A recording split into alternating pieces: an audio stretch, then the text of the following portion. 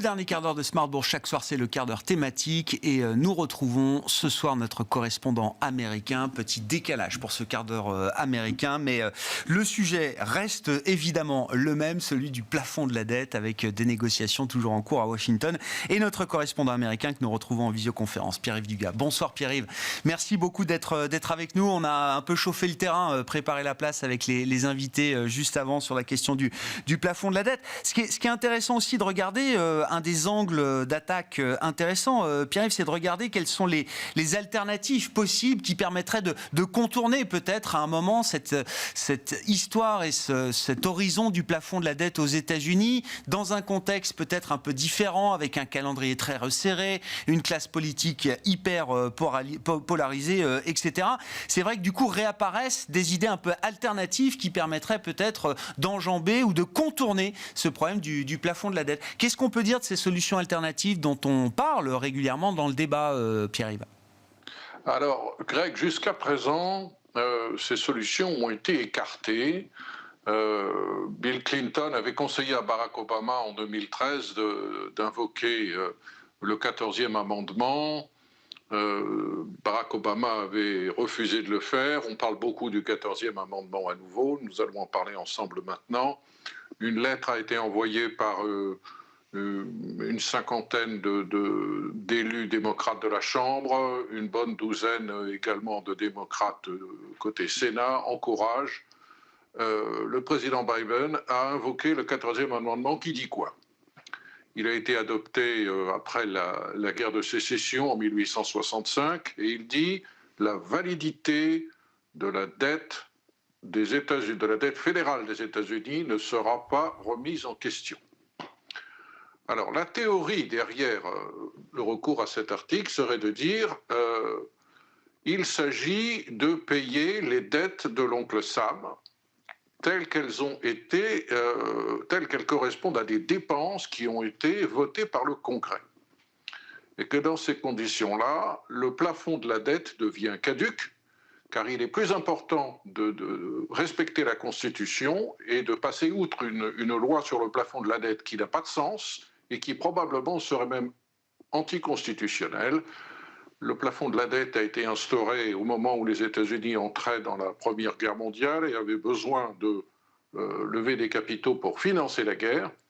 Et plutôt que pour le Trésor d'aller régulièrement voir le Congrès en lui disant « nous allons émettre des obligations pour X millions » à l'époque, il fallait un vote du Congrès. Le Congrès a dit « on va gagner du temps, on va simplifier les choses, on va fixer un plafond et comme ça vous viendrez, non pas tous les 3 mois, mais tous les 10 ans ». Le problème, c'est que la dette publique américaine s'est envolée et que cet exercice de relèvement du plafond de la dette est maintenant devenu incontournable. Pour autant, il ne relève pas de la Constitution, il relève d'une loi, et si on peut effectivement invalider la constitutionnalité du plafond de la dette, à ce moment-là, tous nos problèmes seraient résolus. Eh bien non.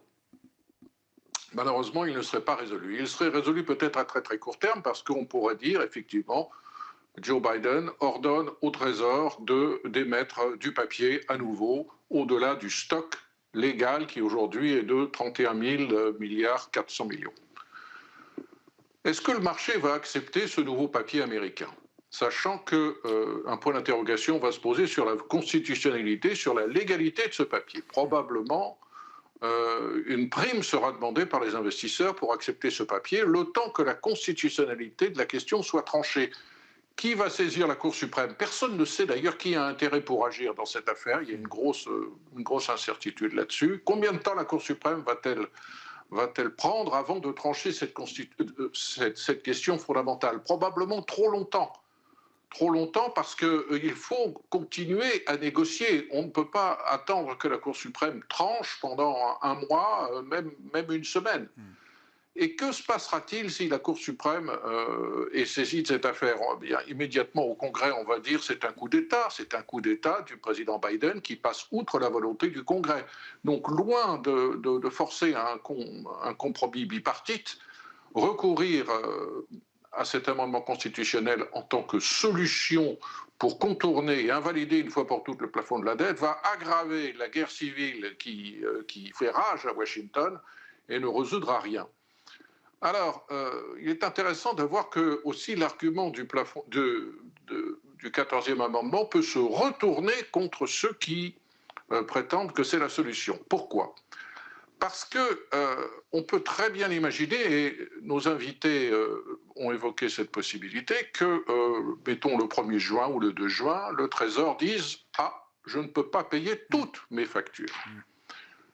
Alors, je vais payer certaines de mes factures. » Et la Constitution m'oblige, le 14e amendement, à payer d'abord la dette publique fédérale. C'est-à-dire qu'il va falloir d'abord donner l'argent aux Chinois plutôt que de donner aux anciens combattants, aux veuves et aux orphelins pour financer les programmes de santé américains. Vous imaginez la catastrophe politique pour la Maison-Blanche et pour le Trésor américain d'être obligé de payer les intérêts des méchants banquiers et des méchants Chinois, puisque les Chinois sont accusés de tous les maux, plutôt que de donner l'argent public à ceux qui le méritent, les retraités américains. Donc on rentre non seulement d'un point de vue constitutionnel, mais d'un point de vue politique, dans une stratégie de priorisation, comme on dit pour ça en français, qui devient insoluble. Il faut absolument trouver un compromis et éviter de remettre en question ce système absurde, peut-être, mais qui existe en tout cas pour le moment. Et je pense que Joe Biden regrette beaucoup que le relèvement du plafond de la dette n'ait pas pu être fait au moment de ce qu'on appelle le lame duck session, c'est-à-dire par le Congrès qui reste en session après les élections législatives de novembre et jusqu'à Noël en gros. À ce moment-là, les démocrates avaient plus de leviers pour le faire. Ça n'a pas pu être fait. Dans les alternatives, alors un peu structurées, il y a cette histoire de la pièce de platine qui revient aussi régulièrement, Pierre-Yves. Bon. Alors ça, c'est le gros gag. Hein. Je crois que ça, personne ne prend vraiment ça au sérieux. Il faut savoir qu'à chaque fois, alors je ne prétends pas être un constitutionnaliste, mais à chaque fois qu'on a demandé à la Cour suprême si on pouvait faire rentrer un éléphant dans un trou de souris, ce qui est l'expression même de la jurisprudence de la Cour suprême a dit non. On ne peut pas utiliser une argutie technique qui permettrait effectivement au Trésor de créer une pièce en platine, de décider qu'elle vaut 10 000 milliards et de forcer la Réserve fédérale à l'acheter pour tout d'un coup avoir 10 000 milliards avec lesquels on pourrait jouer. C'est peut-être légalement imaginable, mais il est très vraisemblable que la constitutionnalité de ce système soit invalidée par la Cour suprême. Il faudra trouver une autre méthode, peut-être demander à la Réserve fédérale tout simplement d'acheter les obligations du Trésor qui vont tomber en défaut. Attention, on n'est pas en situation de cross-default.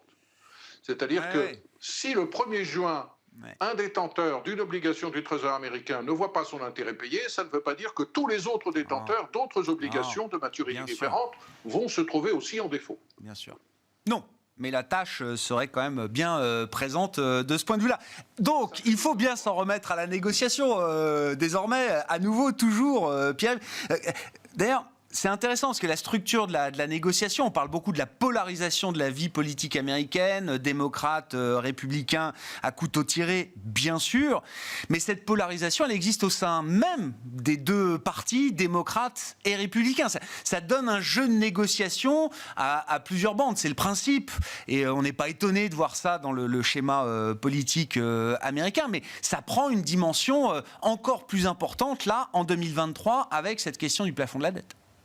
En fait, les républicains négocient avec leurs interlocuteurs à la Maison-Blanche, mais ils savent en filigrane qu'ils ne peuvent accepter les termes d'un compromis qui sera lui-même validé par la droite populiste du Parti républicain.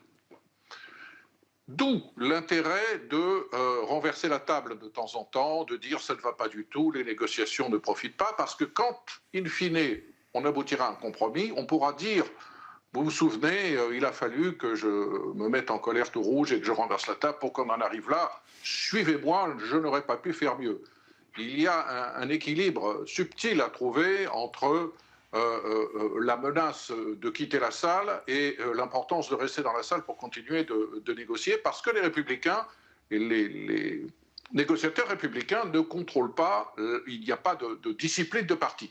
C'est un petit peu dans une moindre mesure. C'est un petit peu la même chose du côté démocrate. Joe Biden a une grande latitude pour faire des concessions, mais il sait que certains à gauche de son parti, parmi les élus à gauche, tant à la Chambre du Sénat, sont déjà mécontents parce qu'il est revenu de fait sur une de ses grandes promesses qui était de ne jamais négocier avec le pistolet sur la tempe, de ne jamais négocier de réduction ou de gel des dépenses publiques et de recul ou de réduction des dépenses sociales avec la menace du défaut du Trésor dessus. Il avait dit « je ne le ferai jamais », il l'a dit encore il y a 15 jours, et pourtant, de facto, c'est ce qu'il fait. Et la gauche est très mécontente qu'il se soit trouvé dans cette situation-là. En tout cas, elle affiche de l'être.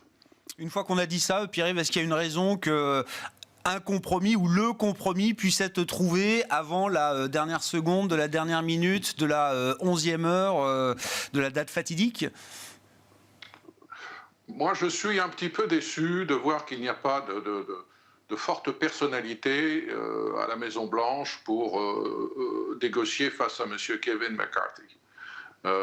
Les proches collaborateurs de Joe Biden et Joe Biden lui-même sont face à Kevin McCarthy et j'aurais préféré pour la Maison-Blanche et pour l'administration Biden qu'on ait une figure très forte et politiquement très expérimentée dans les négociations avec le Capitole, occupant le poste de secrétaire au Trésor. Janet Yellen n'est pas dans la négociation. Et Janet Yellen est une économiste très respectée, mais elle n'est pas dans l'équation.